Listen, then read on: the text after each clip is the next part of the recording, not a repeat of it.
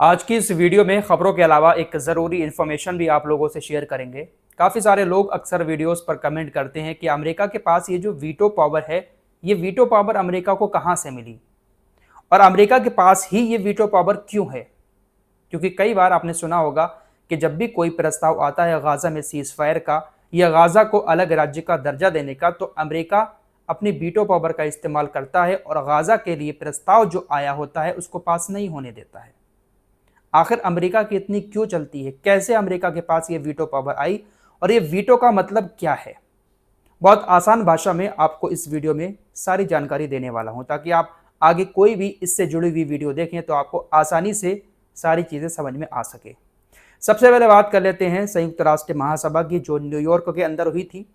80वां सम्मेलन था और इस सम्मेलन में राष्ट्रपति डोनाल्ड ट्रंप पहुंचे। उन्होंने वहां पर बोलते हुए कहा, पहले तो अपनी उपलब्धियां गिनाई कि जब से मैं राष्ट्रपति बना हूं मैंने दुनिया में बहुत सारी जगहों पर शांति कायम करवा दी है, क्योंकि शांति नोबेल पुरस्कार ये पाना चाहते हैं।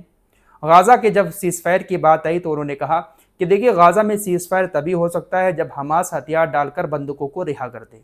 फिलिस्तीन को अलग राज्य का दर्जा देने की बात पर डोनाल्ड ट्रंप ने कहा कि जो लोग फिलिस्तीन को अलग राज्य की मान्यता दे रहे हैं उन लोगों को पहले हमास के ऊपर दबाव डालना चाहिए कि इजराइल के जो बंधक हमास के कब्जे में हैं उनको हमास रिहा करे, उसके बाद ही कुछ सोचा जाएगा। मैं अभी फिलहाल फिलिस्तीन को मान्यता नहीं दे रहा हूं और मैं फिलिस्तीन को अलग राज्य की मान्यता देने के पक्ष में बिल्कुल भी नहीं हूं। ट्रंप ने कहा कि गाज़ा का युद्ध समाप्त होना चाहिए, खत्म होना चाहिए, लेकिन उसके लिए सबसे ज्यादा जरूरी है जो 20 बंधक हमास के कब्जे में हैं उनको छुड़ाया जाए। संयुक्त राष्ट्र महासभा के बाद डोनाल्ड ट्रंप ने कई सारे इस्लामिक देशों के नेताओं से मुलाकात भी की, उनके साथ मीटिंग की, जिसमें रजब तैयब एर्दोगान भी शामिल थे, सऊदी अरब, जॉर्डन, तुर्की और भी कई सारे देश इस्लामिक। उन सभी नेताओं के साथ बैठकर डोनाल्ड ट्रंप ने एक मीटिंग की है। अब इस मीटिंग में क्या चर्चा हुई है ये बात किसी ने नहीं बताई है। शायद हो सकता है कि गाज़ा को लेकर कुछ बातें हुई हों, लेकिन ये बड़ा अफसोस की बात है दोस्तों कि इतने सारे देश हैं इस्लामिक, लेकिन गाज़ा की जंग रुकवा नहीं पा रहे हैं। मीटिंगें हज़ारों हो चुकी हैं, जब देखो इस्लामिक देश मीटिंग करते रहते हैं, लेकिन गाज़ा में जंग नहीं रुक पा रही है। फिलहाल डोनाल्ड ट्रंप ने साफ कह दिया, जंग तभी रुकेगी जब हमास बंधकों को रिहा करेगा। और रही बात फिलिस्तीन को अलग राज्य का दर्जा देने की, तो मैं इसका समर्थन अभी नहीं करता हूँ। फिलहाल कुल मिलाकर बात यह है कि इजराइल और अमेरिका नहीं चाहते हैं कि फ़िलिस्तीन अलग हो। अगर फ़िलिस्तीन अलग हो गया तो लड़ाई झगड़े शायद ख़त्म हो जाएंगे, और जब लड़ाई झगड़े ख़त्म हो जाएंगे तो मिडिल ईस्ट में शांति हो जाएगी। फिर इनकी जो हथियार वाली दुकानें हैं वो कैसे चलेंगी। फिलहाल अमेरिका मना कर रहा है कि फ़िलिस्तीन अलग राज्य नहीं बनेगा। अब यहाँ पर एक सवाल उठता है कि दुनिया भर के तमाम देश फ़िलिस्तीन को मान्यता दे रहे हैं, क्या अमेरिका के मान्यता ना देने से फ़िलिस्तीन को मान्यता नहीं मिलेगी संयुक्त राष्ट्र की? तकरीबन 156 देश, 193 देश हैं संयुक्त राष्ट्र के मेंबर, 156 देश मान्यता दे चुके हैं। फ़िलिस्तीन को तो मान्यता मिल जानी चाहिए थी, लेकिन फ़िलिस्तीन को मान्यता क्यों नहीं मिल पा रही है? क्योंकि अमेरिका ने अभी तक मान्यता नहीं दी है। आइए इसका भी थोड़ा सा आप लोगों को गणित समझा देता हूं कि अमेरिका जब तक हाँ नहीं कहेगा तब तक फ़िलिस्तीन को मान्यता क्यों नहीं मिल सकती। दोस्तों, ये जो यूनाइटेड नेशन है, संयुक्त राष्ट्र जिसको कहा जाता है हिंदी में, इसका गठन जो है सेकेंड वर्ल्ड वॉर के बाद हुआ था। जिस वक्त यूनाइटेड नेशंस बना था, इसका गठन हुआ था, तो उस वक्त इसके जो मेन मेंबर थे वो अमेरिका और सोवियत संघ था। वर्ल्ड वार 2 जब हुआ था तो पूरी दुनिया में बहुत ज़्यादा तबाही हुई थी। वर्ल्ड वार 2 के बाद जब यूनाइटेड नेशंस का गठन किया गया तो अमेरिका और सोवियत संघ के जो देश थे उन्होंने कहा कि हमें एक पावर चाहिए है जिसको वीटो पावर कहा जाता है। हमें ये पावर इसलिए चाहिए है क्योंकि हम दुनिया के अंदर जो कुछ चल रहा है उसको कंट्रोल कर सकें। दुनिया में जो तबाही मची है, जैसे वर्ल्ड वार 2 हुआ था उस वक्त, तो कहा कि हमें एक ऐसी शक्ति चाहिए है जिसका इस्तेमाल करके हम दुनिया में शांति कायम करवा सकें। उस वक्त अमेरिका और सोवियत संघ यूनाइटेड नेशंस के मेन मेंबर थे, इसलिए अमेरिका को और कुछ और देशों को वीटो पावर दे दी गई। वीटो एक लैटिन भाषा का शब्द है जिसका मतलब होता है मैं मना करता हूं, इसीलिए कहा जाता है कि वीटो पावर का इस्तेमाल किया।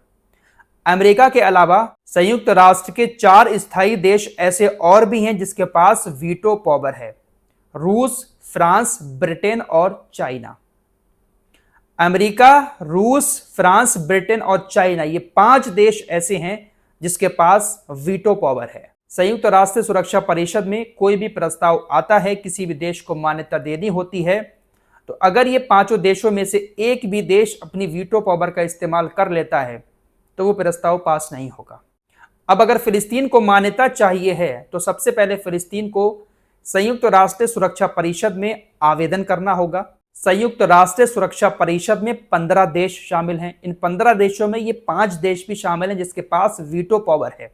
तो फिलिस्तीन को मान्यता देने का जो आवेदन है वो सबसे पहले संयुक्त राष्ट्र सुरक्षा परिषद में पहुंचेगा और यहां पर जो 15 देश बैठे हुए हैं, जो संयुक्त राष्ट्र सुरक्षा परिषद के मेंबर हैं, इसमें से 9 देशों का समर्थन होना जरूरी है।